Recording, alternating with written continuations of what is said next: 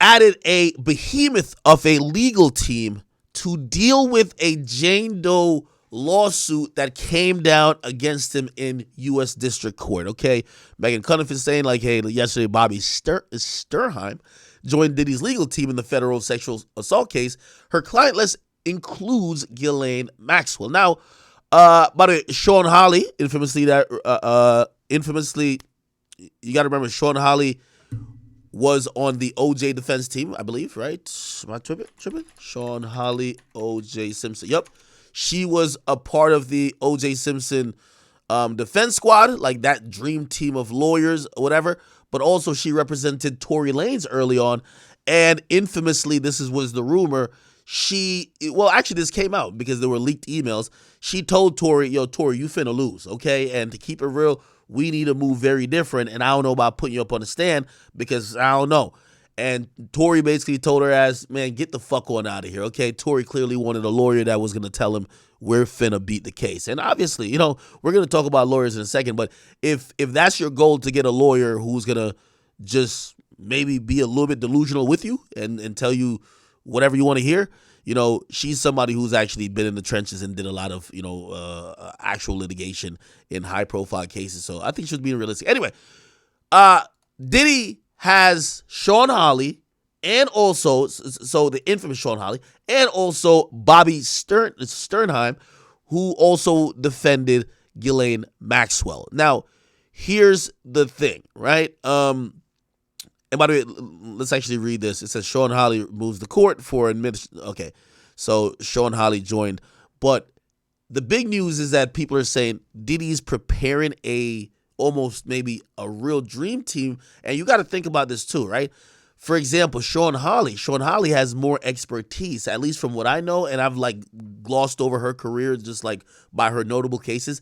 She's been well reputed in criminal cases, right? So she's actually the person you want to get to keep your ass out of jail.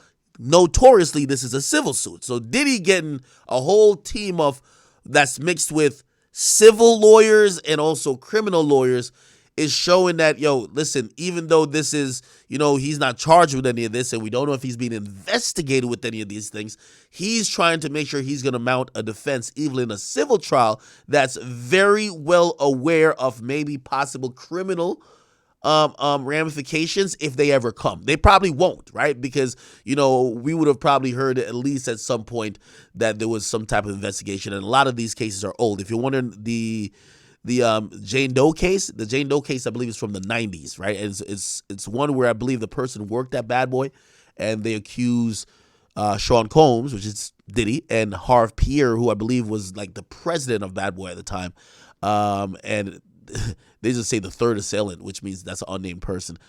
So it looks like Diddy's actually setting this shit up where he's going to be crossing his T's and dotting his I's. Now, here's the point. I think he should have did this with Cassie, right? I think the move with Cassie showed him to be someone who, if you twist his arm or if you fucking slap him, there was so many like shit that was going to fall out of the closet that he wanted to just get the shit over with, when we all knew he had the money and resources to defend himself. And clearly now he's not going to get, I don't want to say Cassie extorted him, to be clear. I don't want to say she did, but clearly he thought paying quickly enough would have extinguished the fire that just got bigger anyway, all right? So he's going to be fighting this one, and you got to remember there's actually, I believe, 2 more cases that he's actually fighting. I think those are in New York court. So we will see. Somebody say he should have, you mean Diane, you're talking, shout out to Diane Osborne, by the way, in the chat. You mean he shouldn't, he shouldn't have paid, right? Like, unfortunately, here's the thing too, right?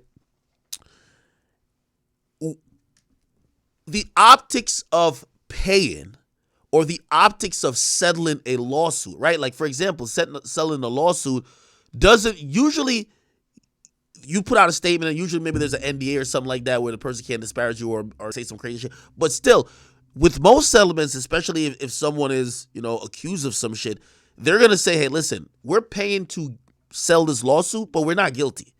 But the optics of it is, nigga, if you're not guilty, why are you paying, right? So I think when it becomes a lawsuit that is public. Like, for example,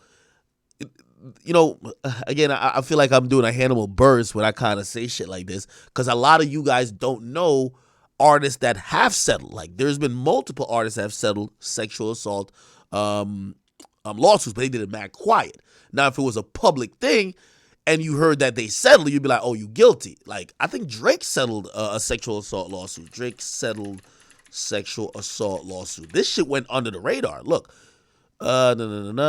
Look, Drake paid $350,000 to a woman who accused him of sexual assault, right? Now, you see, this one kind of went by pretty good. Number one, the media only found out way after, right? It wasn't something where people were watching it as the lawsuit was happening. So Drake paying that money actually prevented it from getting the media initially. You feel me? But I obviously afterwards, like, the media, like, it's Drake, so they're gonna figure all this shit out. But yeah, look, reportedly paid blah blah to a woman blah blah in 2017, whatever. Now here's the thing: the way how this played out publicly, you gotta imagine how Drake, like, Drake is Drake, right? So his team probably handled this with extreme care, that publicly it didn't go against or ruin his image. He probably didn't lose out on any opportunities. With the Diddy thing, it's now a scandal already, right? So that's one of the things, I don't think he's going to pay out anybody else. Like, you know what I mean? If you didn't get paid like Cassie, I think it's tough luck. He got to fight tooth and nail to the bones. It's over. Like, he got to fight it. You know what I mean? Even if it was like, it was a small settlement, at least to Diddy. Say it was like, yo, hey, I'll give you this $100,000 and the shit goes away. If he pays anybody off, the optics is going to be this fucking creep. He raped them chicks and he's paying them off, right? So again, I think Diddy's doing exactly what he got to do. He got to mount a legal team and a legal defense. He got to do what I don't know if Bill Cosby was in that position, even though that's obviously a different situation, because there were very much active investigations that immediately started up by local governments and the local police precincts about his conduct. It looks like Diddy's getting like an all-star team to knock the shit out of the park. Do you get what I'm saying? So somebody said, man, for $350,000, I'm taking that bitch to court. Well, you got to imagine, Drake is such a brand-friendly face and name. $350,000, and keep in mind, this never really surfaces. This surfaced, like, remember, it surfaced like basically like 2019 and only certain places. And by the way, it was also not in the U.S., I believe. It wasn't in the U.S., right? So it really wasn't a big deal, right? It really wasn't a big deal. So, some of these things, like even, for example, have you seen the Takeoff thing? So Takeoff supposedly was, being investigated for sexual assault. I think he was cleared, though. I think he might have been cleared. But nevertheless, usually what happens, this is par for the course. If these, and by the way, I don't know if these chicks tell the truth or not. If they can't get you locked up, they're coming for the money. And sometimes really they don't even want to get you locked up. They just want the bread, right? Takeoff sued mother. Okay. It says mother of Migos rapper Takeoff. Oh, no. No, that's him suing the bowling alley, okay? Okay, here we go. Okay. Yeah, so the woman in that situation, let me see. Hold on. I think he was cleared. Let me see if it was.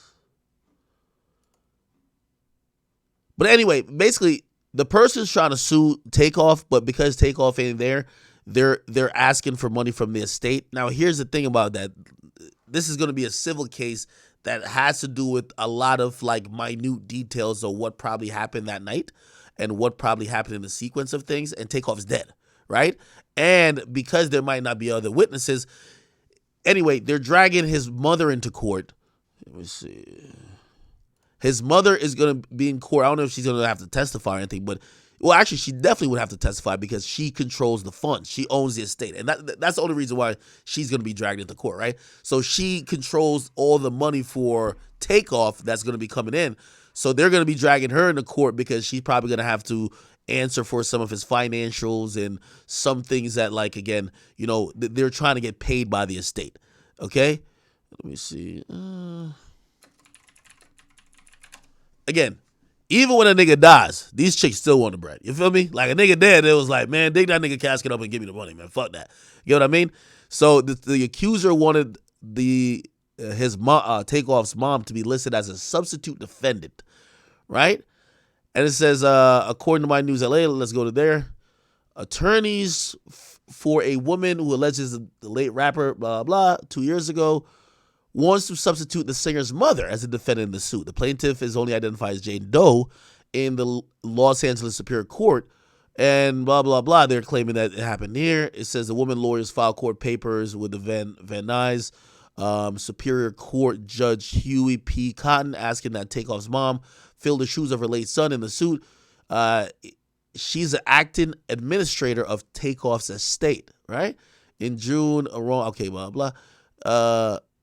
I'm pretty sure Takeoff was cleared, though. It's important to, if he was, I want to make sure I acknowledge that if he was.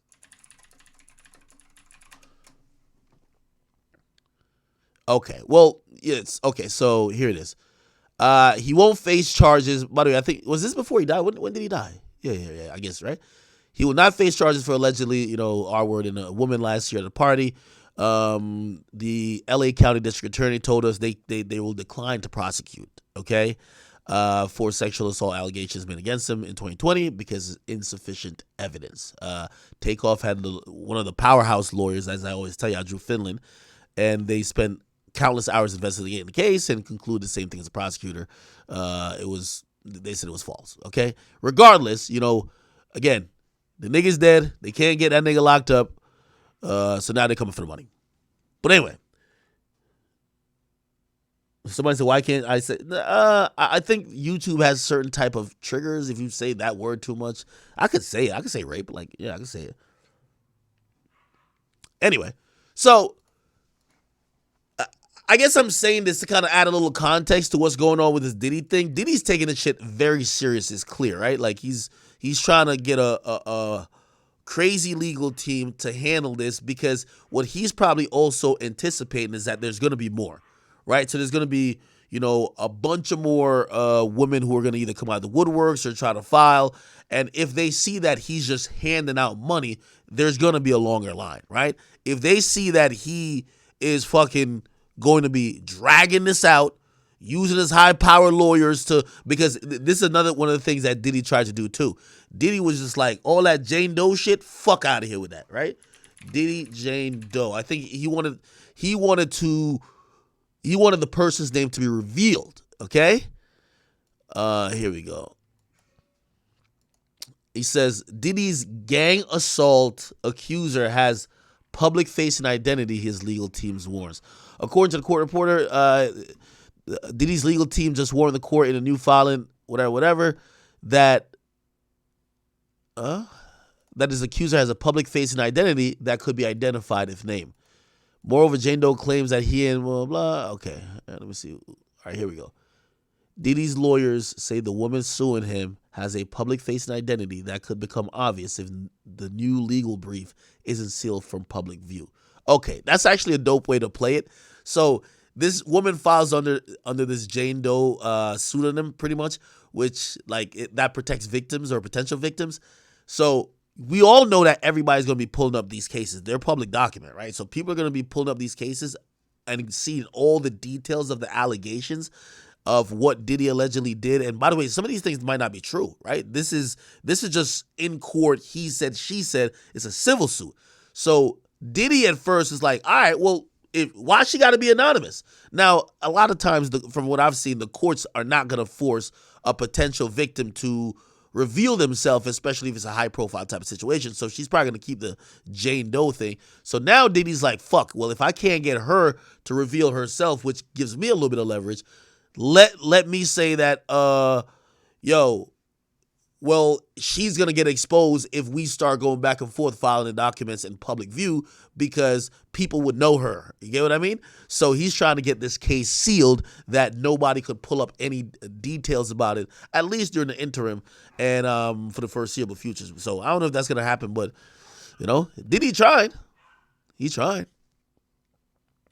He tried, man. Okay. By the way, I think this a woman? I think this is a woman right here, right? This is Jane Doe. This is Jane Doe. I believe she was 17. And she's claiming that she flew out to a studio via private jet. Right here.